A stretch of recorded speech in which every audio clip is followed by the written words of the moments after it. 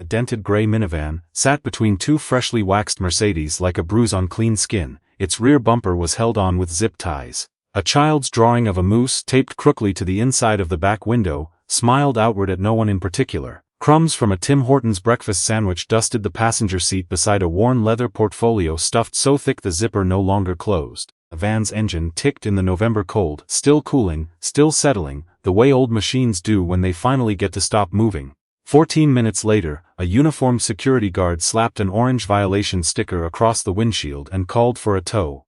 The order had come from the top floor, from a woman who had glanced down from her office window, seen the vehicle, and decided, without a single question, that whoever drove it had no business being within 200 meters of Haldane Consulting Group's national headquarters in downtown Calgary. What she did not yet understand was that before lunch, every senior partner in that building would be standing in a hallway with their phones pressed to their ears, all asking the same desperate question. Where did he go?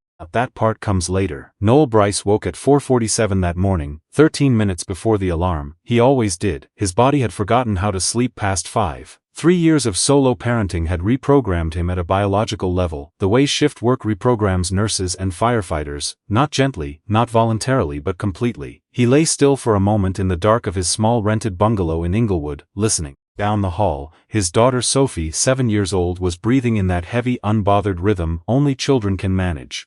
The furnace clicked on, the fridge hummed, the house was holding. That was enough. He got up. The morning routine had become a kind of choreography. Coffee first always, because without it he would braid Sophie's hair crooked and forget to sign the permission slip sitting on the counter. Then lunch.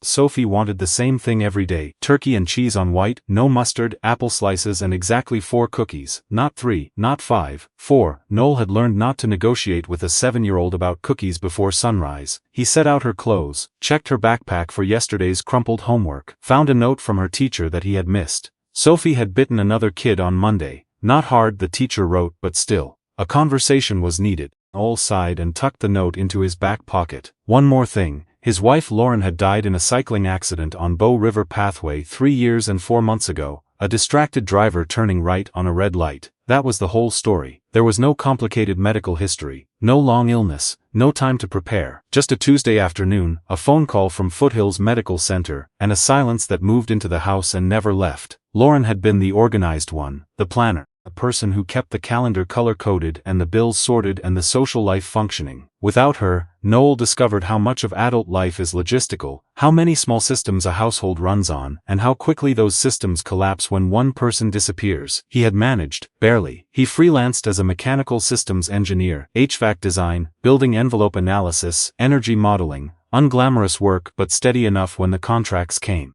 When they didn't, he picked up drafting jobs or inspection gigs, anything billable. The money was never quite enough. Lauren's life insurance had covered the funeral and 6 months of mortgage before evaporating. He had sold their house in Killarney and moved to the rental in Inglewood because the numbers demanded it. The minivan was Lauren's, a 2011 Toyota Sienna with 310,000 kilometers and a transmission that groaned on hills. He kept it because it was paid off, because Sophie's car seat fit perfectly in the middle row, and because sometimes on certain mornings, he could still catch a faint trace of Lauren's hand lotion on the steering wheel. Today, though, was not a morning for sentiment. Today was the meeting. For the past 5 months Noel had been consulting, quietly, almost invisibly, on a catastrophic problem at one of Western Canada's largest engineering consultancies. Haldane Consulting Group had landed a $220 million contract to design mechanical and structural systems for a new hospital complex in Edmonton. The project was already 14 months behind schedule. Cost overruns had reached $38 million. 3 separate engineering teams had attempted to resolve a cascading series of failures in the building's integrated energy systems, HVAC, electrical load balancing, emergency power redundancy, and each team had made it worse. Noel had been brought in through a back channel. A former colleague named Doug Fenton, now a mid-level project manager at Haldane, had remembered Noel from a conference in Winnipeg 4 years earlier. Noel had presented a paper on thermal bridging failures in northern hospital construction. Doug had called him on a Saturday night, half desperate, and asked if he could take a look at the plans. Noel had taken a look, then another, and spent 3 weekends buried in specifications, modeling software, and the kind of obsessive problem-solving that only engineers who genuinely love systems can sustain. He found the root failure, a fundamental conflict between the HVAC zoning logic and the emergency power switchover protocol that no one had caught because the two systems had been designed by separate firms using incompatible modeling standards. He had written a 40-page diagnostic report and a phased correction plan. Doug had quietly passed it up the chain, and now 5 months later Noel had been invited, formally, officially, to present his findings to Haldane's senior leadership team. This was the meeting. He dropped Sophie at school at 8:15, she clung to his leg at the door the way she sometimes did on days she sensed his nervousness. Kids are raiders, they pick up frequencies adults think they are hiding. Will you be here after school? She asked, looking up. Always, he said. 3:15, spot. She nodded, satisfied, and walked in without looking back. Noel watched her disappear into the hallway, her backpack bouncing, one strap already sliding off her shoulder. Then he got back in the van. The drive downtown took 22 minutes. He parked on the street at first, fed the meter, then realized the meeting might run past the 2-hour limit. Doug had told him to use the underground visitor lot beneath the Haldane building. Just tell the gate you're here for the Ridgewood Hospital review. They'll wave you through. They did wave him through. The gate attendant barely looked up. Noel parked in a spot marked visitor near the elevator bank, between a black Mercedes GLE and a white BMW X5. He grabbed his portfolio, checked his teeth in the rearview mirror, and took the elevator to the lobby. The Haldane building was 34 stories of tinted glass and brushed steel on 8th Avenue. The lobby was all marble and recessed lighting and the aggressive quiet of places designed to make visitors feel small. Noel checked in at the front desk, received a paper visitor badge, and was told to wait. He waited. Upstairs the morning was already going sideways for someone else. Vivienne Marchand had been CEO of Haldane Consulting Group for 6 years. She was 51, Montreal-born, McGill-educated with an MBA from Rotman and a reputation built on two things: precision and control. She ran the firm the way she ran her wardrobe, deliberately, expensively, and without tolerance for disorder. Vivienne was good at her job. This was not in dispute. She had grown Haldane's revenue by 40%, expanded into 2 new provinces, and landed the Edmonton Hospital contract against 3 larger competitors. She was smart, strategic, and genuinely talented at reading markets.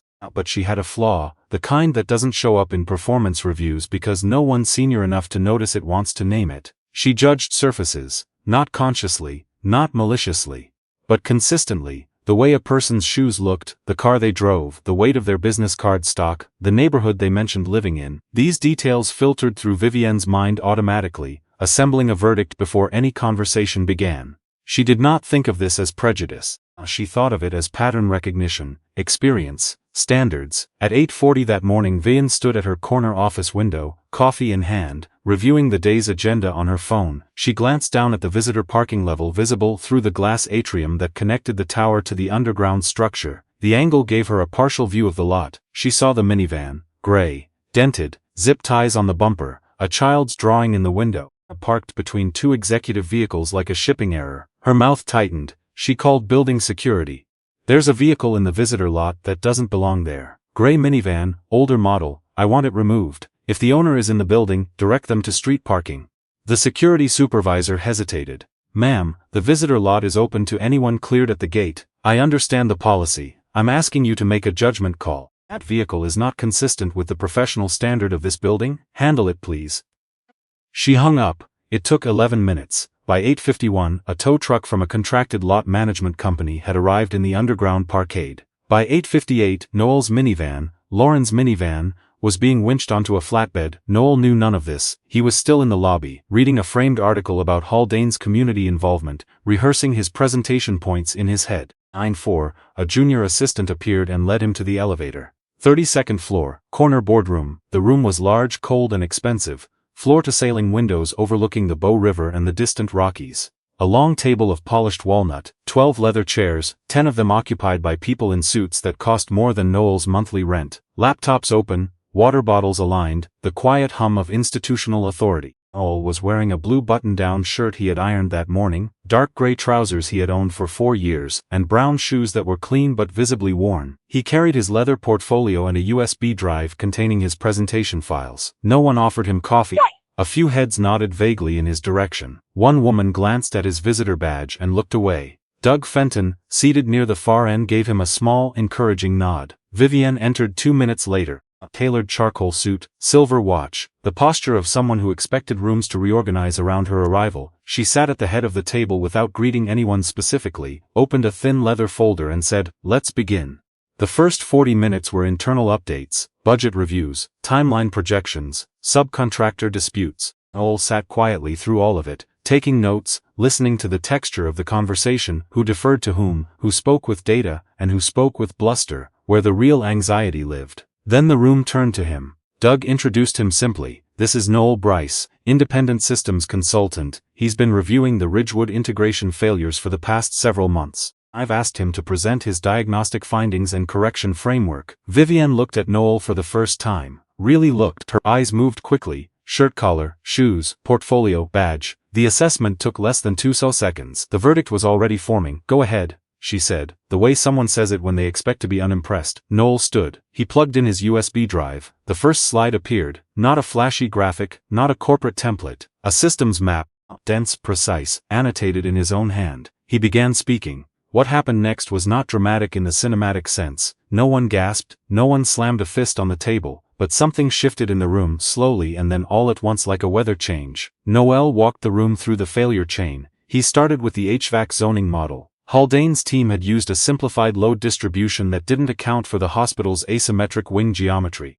He showed how this cascaded into electrical load imbalances during peak demand. Then he traced the emergency power switchover protocol, designed by a different firm using different baseline assumptions, and demonstrated, with specific data points, not generalities, how the two systems would conflict catastrophically during a winter power failure. He was not performing, he was explaining.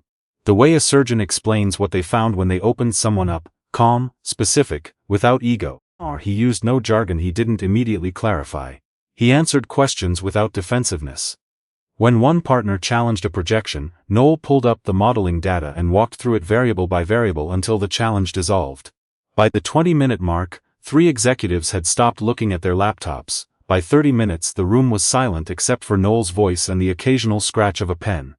He presented the correction framework last. A 4-phase remediation plan, rezoning, protocol harmonization, load redistribution, and full simulation testing, designed to resolve the core conflict without requiring a complete system redesign. He had costed it. He had timelined it. He had identified which subcontractors would need to be re-engaged and which portions of the existing work could be preserved. The estimated savings, compared to the current trajectory of failures and delays, was $34 million over 18 months. The room could feel that number land. When Noel finished, he closed his portfolio, sat down and said nothing. He did not ask for applause, he did not pitch himself, he waited. Vivienne was the first to speak.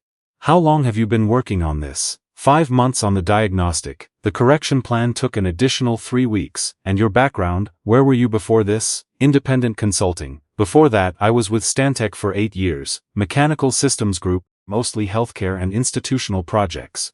She nodded, slowly. Something behind her expression was recalculating. Noel could see it. The way you can see someone revising a conclusion they had already reached. The senior partner to Vivienne's left, a man named Hugh Calloway, silver-haired, measured, the kind of partner whose opinion moved rooms, leaned forward. "Noel, what would it take to bring you on exclusively for the correction phase? We need a lead on this.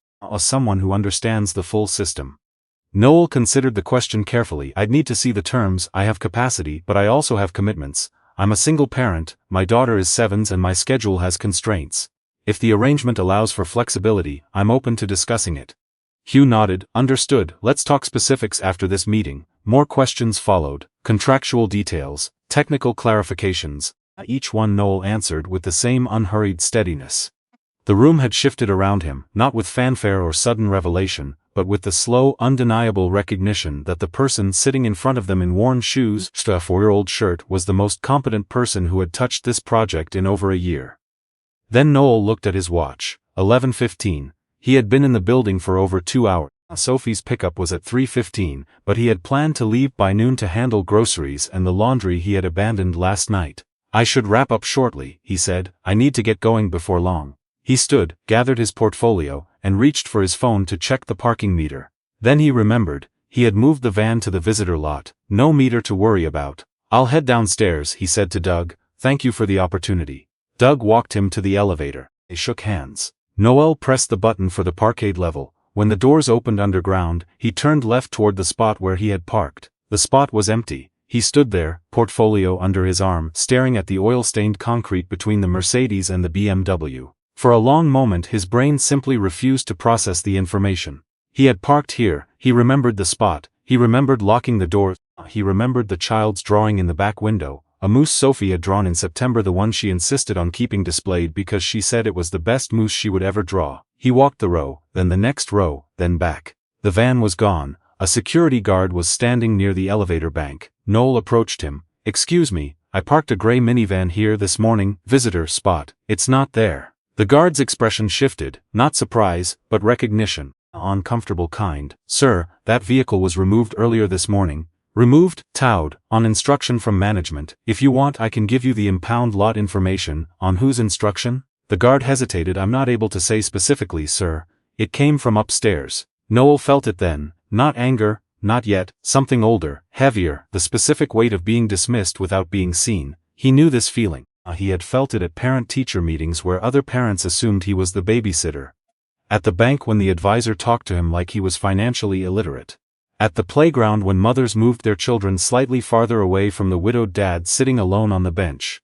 It was not new, but it never stopped being heavy. He stood in the parkade, holding his portfolio full of the work that could save a $220 million project, and he had no vehicle, no way to get groceries, no way to pick up Sophie unless he called a cab or begged someone for a ride, and no emotional reserve left for polite inquiries about impound lot hours. He thought about Lauren. Not the accident, not the grief. Just Lauren, standing in the kitchen laughing at something Sophie said, her hair still wet from the shower. How easy everything had been when there were two of them. He pulled out his phone and called a taxi. Upstairs, the meeting continued without him. Hugh Calloway had taken control of the room. He was already dictating terms to the legal team for a consulting agreement. Other partners were reviewing Noel's presentation slides again, making notes, flagging implementation questions. Then someone asked where Noel had gone. Doug checked his phone. No messages. A few minutes later the security supervisor called the front desk. The front desk called Doug. Doug stepped out of the boardroom, listened, and felt his stomach drop. He walked back into the room. Every head turned. "We have a problem," he said. He explained what had happened, the minivan, the tow order, the fact that Noel Bryce, the person this room had just spent 90 minutes recognizing as an essential, had walked out of the building to find his vehicle gone, on instruction from their own building management. Silence. The particular silence of a room full of intelligent people realizing something terrible and obvious at the same time. Hugh Calloway turned to Vivienne. He did not raise his voice. He did not need to. "Vivienne, did you order that vehicle towed?" Every eye in the room moved to the CEO. Vivienne's face did something complicated. Not quite guilt, not quite fear. Something closer to the expression of a person watching a structure they built begin to crack along a line they had never inspected. "I asked security to remove a vehicle that appeared inconsistent with. You had a consultant's car towed because it looked old." The sentence hung in the air. No one contradicted it. Hugh continued. "The consultant who just demonstrated, convincingly, that he is the only person in this country who can fix our most expensive project, that consultant." Vivienne said nothing. A partner named Suki Dillon, who had been quiet for most of the meeting, spoke next. "Noel mentioned he's a single father. He said he needed to pick up his daughter from school. How is he getting there now?" No one had an answer. The room broke apart, not calmly. Doug was already calling Noel. "No answer, sir." He called the impound company. The van had been taken to a lot in the Southeast Industrial District 20 minutes away. There would be a $280 release fee. Hugh told Doug to pay it immediately on the corporate card. Suki was on her phone trying to reach Noel through a different number. Another partner was drafting an apology email. Someone else was asking building security how this had been allowed to happen, as if the chain of command were a mystery. Vivienne sat at the head of the table and watched her authority unravel in real time. This was not a parking dispute. Everyone in the room understood that. This was a mirror. The CEO of a company that billed itself on expertise, on seeing what others miss, on precision and judgment, had looked at a man's vehicle and concluded he was not worth her time. She had not checked the visitor log. She had not asked a single question. She had seen dents and zip ties and a child's drawing and made a decision that was now going to cost the company far more than $280, because the question was no longer whether Noel could fix the project. The question was whether Noel would still want to. Doug finally reached him by phone 40 minutes later. Noel was at the impound lot, standing in a gravel yard in the industrial park, waiting to pay the fee and retrieve his van. His voice was calm, flat, the kind of calm that is not peace but exhaustion. "Noel, I'm sorry, I just found out. I had nothing to do with this." "I know you didn't. The fee, the company is covering it. Hugh Calloway authorized it personally." "They're sending payment now." "That's fine, and Hugh wants to talk to you, so does the rest of the leadership group. They want to. Look, they want to make this right." A pause. Long enough for Doug to hear traffic in the background, and the distant hydraulic whine of the lot's gate mechanism. "Doug, my daughter drew a moose in September. She taped it to the back window of the van. She checks every morning to make sure it's still there. This morning, on the way to school, she asked me if the moose was happy. I told her yes, the moose likes riding in the van. Now the van is in an impound lot behind a chain-link fence in the southeast, and I'm standing here trying to figure out how to explain to a 7-year-old why someone decides the moose didn't belong in a parking garage." Doug had no response. "I'll get the van," Noel said. "I'll pick up Sophie on time. That's what matters today." He hung up. The van was released at 12:40. Clerk, a young woman with a nose ring and a tired expression, waived the fee after receiving the corporate authorization. She looked at the van, then at Noel, then at the moose drawing in the window and said, "Nice moose, my daughter's," Noel said. "Tell her it's really good." "I will." He drove home, did the laundry, made Sophie's after-school snack, apple slices and peanut butter, arranged on the plate the way Lauren used to do it, in a circle like a clock face.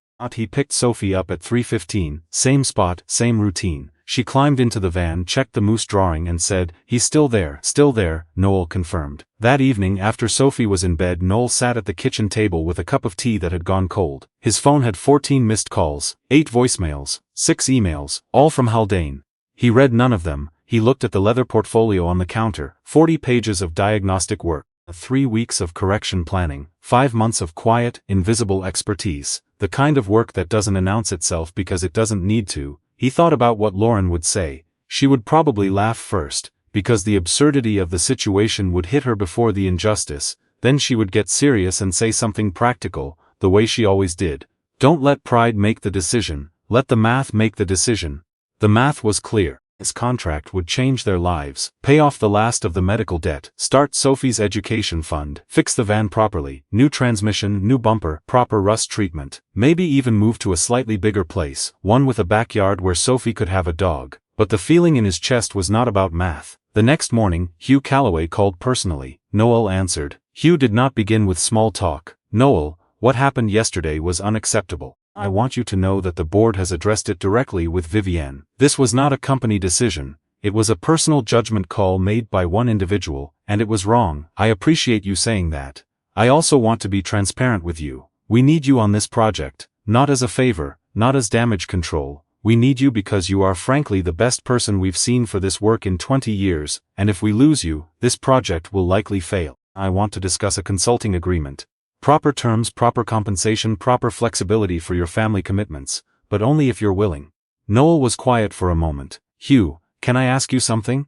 "Of course. If I had driven a new truck yesterday, a clean one with no dents, no car seat in the back, would my van have been towed?" Hugh did not hesitate. "No, it wouldn't have." "Then you understand why this matters." "I do." Another silence. "I'll take the meeting," Noel said, "but I have conditions, not about money. I want Haldane to establish a policy, a written, formal policy, that no visitor's vehicle is ever removed from company property, based on appearance. Not from the visitor lot, not from the street, not anywhere your security has jurisdiction. If someone is cleared to enter the building, their vehicle is cleared to park." Hugh paused. "That's a reasonable request. I'll bring it to the board. And one more thing." "Yes?" The impound lot clerk, the young woman who processed the release. "She was kind to me when no one else in your organization was. I'd like Haldane to send a written thank you to the lot management company recognizing her professionalism." Hugh Calloway, a man who had spent 35 years in boardrooms and had heard every kind of demand, counteroffer and power play imaginable, was quiet for several seconds. "I'll handle that personally," he said. 2 weeks later, Noel signed a 14-month exclusive consulting agreement with Haldane Consulting Group. The contract value was more than he had earned in the previous 4 years combined. He requested, and received, a clause guaranteeing that he would never be required to work past 2:45 p.m. on school days. He paid off Lauren's medical debt on a Tuesday afternoon, sitting in the minivan in the parking lot of his credit union, staring at the confirmation screen on his phone. He did not celebrate. He just sat there for a few minutes, breathing, letting the weight of it lift off quietly, the way pressure leaves a room when someone finally opens a window. He opened a registered education savings plan for Sophie. He had the van's transmission rebuilt by a mechanic in Airdrie whom Lauren had trusted. New bumper, rust-proofed undercarriage. He kept the zip ties off but kept everything else the same. Sophie's moose stayed in the back window. Vivienne Marchand was not fired, she was not publicly reprimanded, but something shifted in the way the board regarded her, a subtle downgrade in trust that no performance metric could capture. She knew it, everyone knew it. At the next quarterly leadership retreat, she brought it up herself, not defensively, but honestly, in front of the full senior team. She described what she had done, she described why, she described what she had learned. It was not a polished speech, it was halting and uncomfortable in the way real accountability tends to be. Whether it was enough is not for this story to decide, so what the story can say is this. 6 months later, employees at Haldane still talked about the minivan, not as gossip, as a reference point. When someone new joined the firm and showed up to their first day nervous, wearing clothes that didn't quite match the office standard, someone would inevitably say, "You should hear about the moose drawing," and the story would be told again, not perfectly, not exactly, but close enough. The lesson held. Worth is not visible at first glance. It never has been. Every morning at 8:15, a gray minivan with 310,000 kilometers and a child's moose drawing in the back window pulled up to a school in Inglewood, Calgary. A man in a blue button-down shirt got out, hugged his daughter, watched her walk inside, and drove to work. Only now, with a little less weight on his shoulders, and a little more peace behind his eyes. Often. If this story stayed with you, if it reminded you that people are more than what they drive or what they wear, please take a moment to like this video, share it with someone who might need to hear it today, and subscribe to Resilience Tales for more stories about ordinary people doing extraordinary things with quiet strength.